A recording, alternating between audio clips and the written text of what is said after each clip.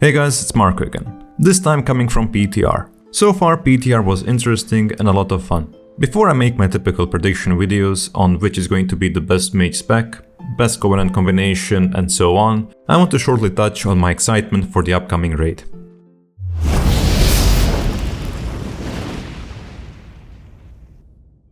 I did some raid testing and so far we only have 8 bosses available from the 11 which are planned for the raid. And I must tell you that the first bosses are loads of fun. They're all packed with interesting boss mechanics and the scale of difficulty is nicely increasing from boss to boss. The whole raid definitely feels different from the rest of the raids, probably because of the boss abilities design and the scale of the instance. The whole raid is huge and it's the most visually pleasing raid, at least for my eyes. While I was raid testing with my mage, everyone had their set bonuses, same item level and double legendaries. I ended up doing the most damage on a big chunk of fights. Other classes that gave me run for my money were enhancement and elemental shamans. Rogues had also some sweet solo target damage as well. Overall, I felt like mages are going to be strong in this tier, not only because of our DPS, but our ice blocks and blinks will prove extremely useful for a lot of bosses. First boss is currently my weakest boss. But hey, it's the first boss, it shouldn't be hard. It's kind of a weird fight, similar in some ways to Dark Animus from Throne of Thunder, but a lot easier. You just have to deal with a bunch of adds, which later summon bigger adds. And for the last stretch of the fight, you fight the big protector of the Sepulcher, which has his normal and execute phase. So first boss kinda has 3 phases, which is interesting. Second boss is the only pure solo target boss that we had in this raid. Personally, I like the boss. He gives the same vibes as Uru from AQ40. Sadly, my other guildmates didn't like him. This boss has a small downtime when you make him borrow, but it's only for a few seconds. Third boss that we attacked was the good old Artificer, and boy is this fight fun. For a third boss he requires good raid coordination, even on lower difficulties, so I can see him being a huge bug wall.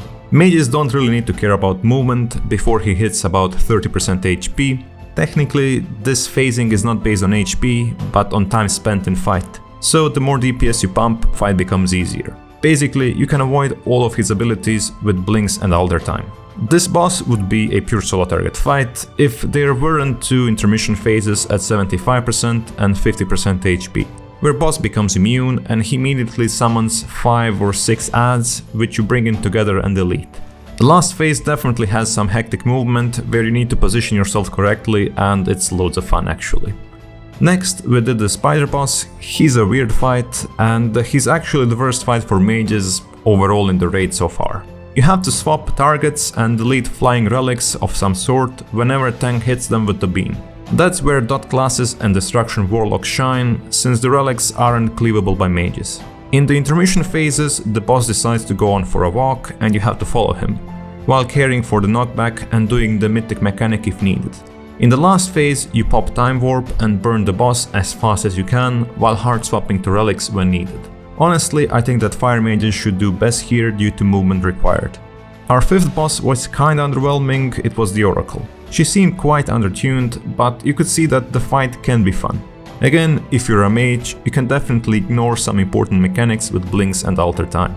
But she sometimes brings an add which you can cleave, which is a win for frost mages. Hardest part of the fight is when she moves to a certain place, gets a shield and starts doing a huge raid-wide damage until you break the shield. That's where burst damage comes in handy together with alter time. Then we did a council type of a fight, and this was also heavily undertuned. The fight is such a DPS dream though.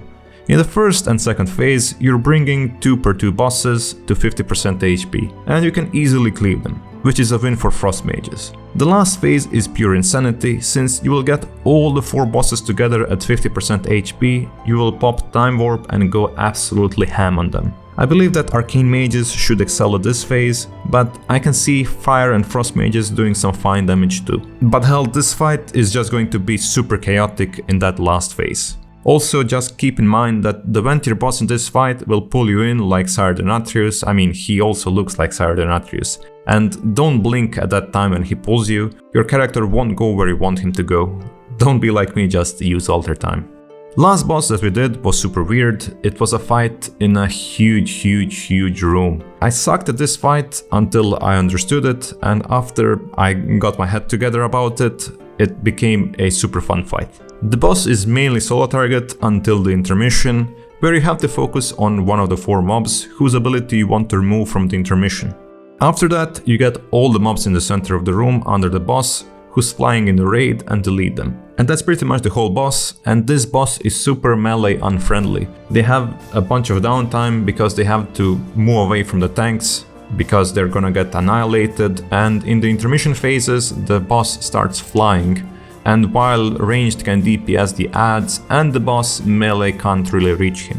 Lastly, we have Andun. I didn't get to test him since our lockout kept getting bugged. He seemed like a fun boss with solo target phase, which is followed by a huge add phase with a priority target, which is going to benefit Arcane and Frost mages a lot more than Fire.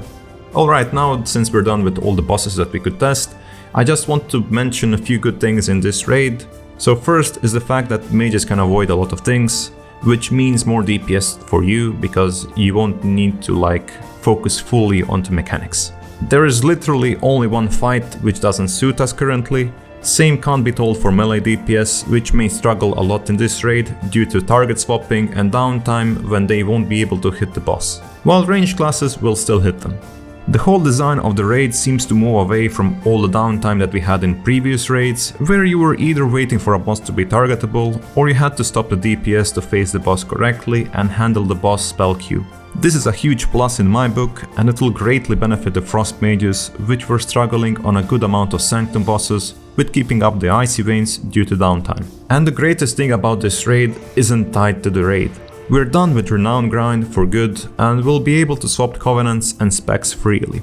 I will probably play all the specs on my mythic progression depending on the fight. I'm super excited about it, and I can't wait to be unleashed. So far I only have one bad thing about the raid, and that's the trash. Mountains and mountains of trash before the bosses. They honestly sometimes get overwhelming.